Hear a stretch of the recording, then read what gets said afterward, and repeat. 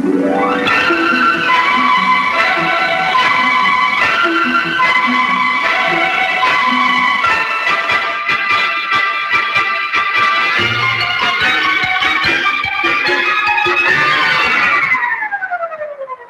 the Mapleview Animal Hospital studios, this is the WHTC Morning News with Gary Stevens and Peg McNichol on 99.7, 1450 WHTC and WHTC.com.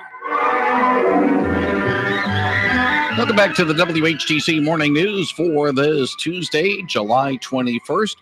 Tuesday mornings, we have the garden party with the Master Gardener from DeBruyn Seed, Jan Meeuwsen, joining us on the other side of our Google Meets connection. Jan, good morning. Hope all is well with you. Oh, yes, and good morning to you. And to Ken and all the staff at DeBruyn Seed, and of course, Mr. Butternut. Yeah. He was just here, but he's who knows where he is now. Yeah, he's probably trying to, there's customers. I can get pets. and mooch some treats. Yeah. Uh-huh. Yes, mooching treats. Can we make this a buggy segment? Talking about bugs. We'll focus our discussion on bugs. But if you want to join the conversation and maybe steer it a different way because you don't like bugs, call us at 395-1450, 395-1450. There are some bugs we don't mind. A lot of bugs, they're buggy. Yes, they bug you. Yes, that's for sure. I've played the old Boll Weevil song in the past when we've talked about these. We don't get Boll Weevils up here in the north. That's something down in Dixie. But we do get strawberry root weevils, and they're out with the strawberries, right? Well, they can be, yes, but right now they have a tendency to want to come inside with us. I'm not quite sure why. And you'll find them climbing the walls, usually in a darker part of your house, like in the bathroom or in a hallway somewhere. They're very small, and if you crunch them, if you squeeze them, they kind of crunch. And if you look at them good, you can see they've got the little snout like a weevil does. They're not going to hurt you. They're not going to bite you. They're not going to do anything in your house. They do like to come in with the mulch, and they like to eat plant roots and decaying vegetables and things like that. So, yeah, they're not a horrible bug, but you just don't want them inside. So, vacuum them up. It's no big deal. They're not going to be in huge numbers in the house, thankfully. Yeah, vacuum them up so that you're not climbing the walls because they're climbing the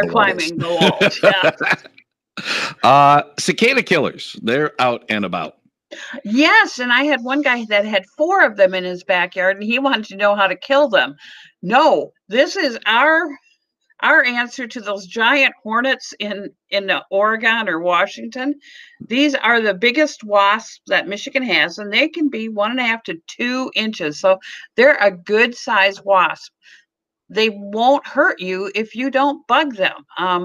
They do pollinate from flower to flower, so they're good. They burrow in the ground and they lay an egg, and then they go out and look for cicadas. And they'll kill a cicada, bring it back to their little hole in the ground, put it on top of the little egg, and that's what the little egg, once it hatches, gets to eat. And then as it develops. So it does us a favor by killing cicadas. So we like it. They don't bother humans if you don't bother them. They don't bother plants or vegetation in that regard? No, they do pollinate. And they get rid of cicadas. So it's a win-win for us. So just, if you have them around your house, and they're big, and they're really slow moving. These are not the fast little honeybees. They're slow moving. Watch them. They are extremely interesting to watch, especially when they dig a hole in the ground. It's kind of interesting to watch an insect dig a hole.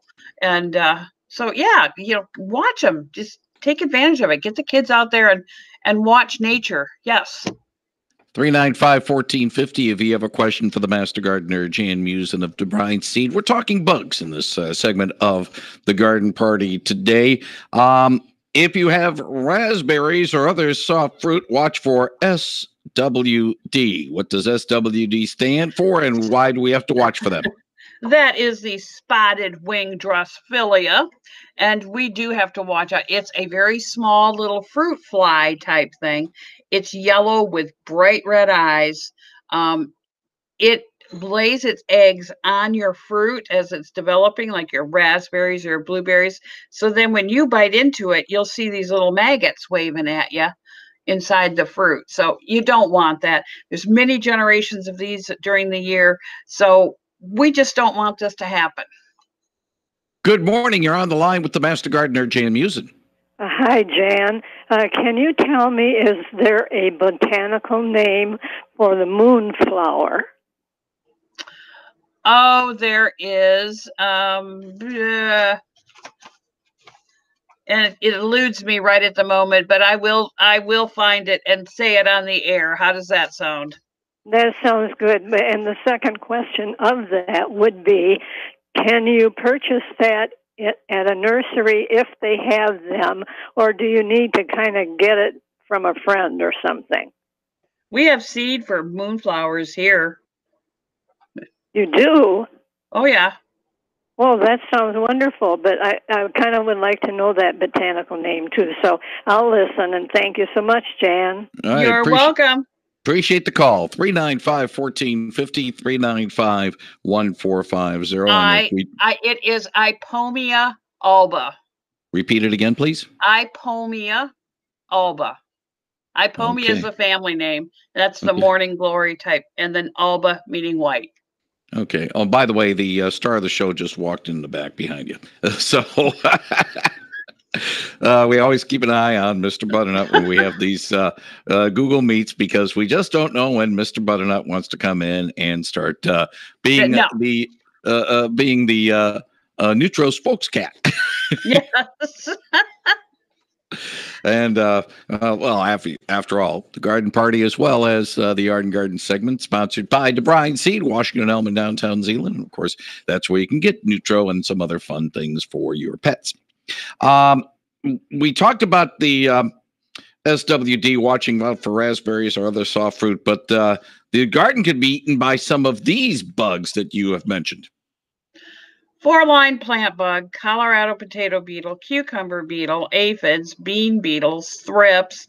They're all out there right now in just, it's like astronomical numbers, because it just wasn't cold enough last winter to freeze. So to freeze and kill these guys. So they're out. So if you've got a garden and you're just not paying a lot of attention, get out there and look at it, and come to DeBruyn's, and we'll figure out a way to kill those things for you.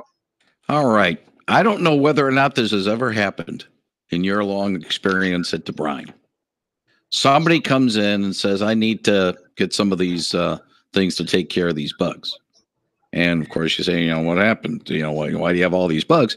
It says, somebody dumped these bugs on us. We have saboteurs that moved the bugs from their place and dumped it on ours, and we got to get rid of them. Oh, that would be horrible. Have you ever encountered any such nefarious schemes? No, I haven't, and I hope I never do. Just getting one of them is terrible. I can't imagine a whole bunch of them being dumped on your garden. Oh, gosh. Or somebody collecting all of them to dump them on your garden. What a horrible thing. I don't want to start suggesting any nefarious schemes to cause more Hatfield and McCoy's wars, but we have to think about these things sometimes. Well, people can inadvertently bring them along. They'll come along on your shoes or, on your clothing, and somehow drop off, near your friend's garden or whatever. And yes, you can inadvertently, bring something there. I can see that happening very easily. Okay. But oh my goodness, I've never heard of them doing it on purpose. I hope not. I hope I'm not planting any seeds on any ideas. Yeah. Because if they do, they're going to come up to saying, well, File a lawsuit against WHTC and Gary Stevens for this. I heard it on the air. Yeah. Yeah. Please don't do that. Please don't do that. We've played by the way, we've played this one with Jan in an earlier garden party. We talked about animals, the ticks suck PSA that we've been running. It is tick season once again. And it's a bad tick season this year. So if you have a dog or cat, make sure they are on prevention if they ever even set foot outside. And even when they do tick check when they come in, not only the dogs and cats, but you too. You cannot afford to have Lyme disease or any one of the other things that can come on a tick. Good morning. You're on the line with the Master Gardener, Jan Meeuwsen. Yeah, Jan, after the garden is done, should a person put on some cow manure, fertilizer, anything like that in preparation for the next year? What do you suggest there? Yeah, if you've got some compost, you can definitely throw that over your garden. Yes, have it incorporated in with the soil during the winter. That would be a great idea. Okay, that's what I wanted to know. Thank you. Appreciate the call. Thank you. 395-1450, 395-1450. Compost probably the best instead of maybe fertilizer or even human or animal waste. You can't put human waste. And you have to be careful with manure. It can be hot, so to speak, and burn things up. And you also have to be careful with manure around an organic garden. You can't put like chicken manure on an organic garden. You have to be careful with that sort of thing. But compost, yes, you can do that all day long. Good morning. You're on the line with the Master Gardener, Jan Meeuwsen. Thank you. Jan, I have in my backyard a small, what is it called? Just a second. Ellie, what's the name of our tree in the backyard? Oh, it's a dogwood tree. And this year, it didn't give us any blossoms. Last year, there were a few. And now it's the leaves are already starting to fall off. And I went out just a few minutes ago, picked up a leaf. The edges of the leaves are totally brown. And at the trunk of the tree, it sort of looks like, maybe the bark. I mean, it doesn't have bark per se, I don't think, but whatever it is, there seem to be spots, big spots where it's sort of orangish. And I'm saying to myself, this is sick tree, and what do we do about it? Yeah, I think your tree, because we've had 2 springs in a row, they've been wet, and this past spring, when the dogwoods were budding, a lot of them was time that it was so cold during May that it froze, and your tree unfortunately got anthracnose.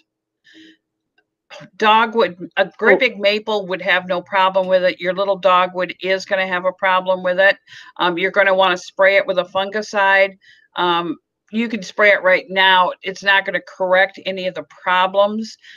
In the fall, you're definitely going to want to spray your tree with a fungicide, and first thing in the spring you're going to want to spray that tree with a fungicide, because you cannot afford to have this happen yet again, another year in a row. You're also going to want to keep your dogwood watered, and that's not sprinkling the lawn is not going to count. You're going to have to bring a hose out there and make sure it's deep watered, probably once a week. And then you're going to want to fertilize it. Nothing strong. Something like the Espoma tree tone would be a wonderful thing to put around this dogwood. But we're going to put this little guy in intensive care right now. And you're going to be doing some work on it. So for the fungi spray, do you sell that at your store? Oh, you bet. Yeah. Okay. And can we do it, or do we have to have somebody in to do that? No, you can do that very easily. Okay. Not a problem at all. Okay. Alrighty. Thank you so much. Thank you very much for the call. 395-1450. With that, we'll button up this edition of the WHTC Garden Party with the Master Gardener, Jan Meeuwsen. She'll rejoin us a little after 10 o'clock this morning with the Yard and Garden Hour on Talk of the Town. Jan, thank you for talking about bugs and a few other things with us, and we'll talk to you again in about an hour. Oh, sounds good. Thank you very much. That is Jan Meeuwsen, the Master Gardener, on Real News Now, 99.7 and 1450 WHTC.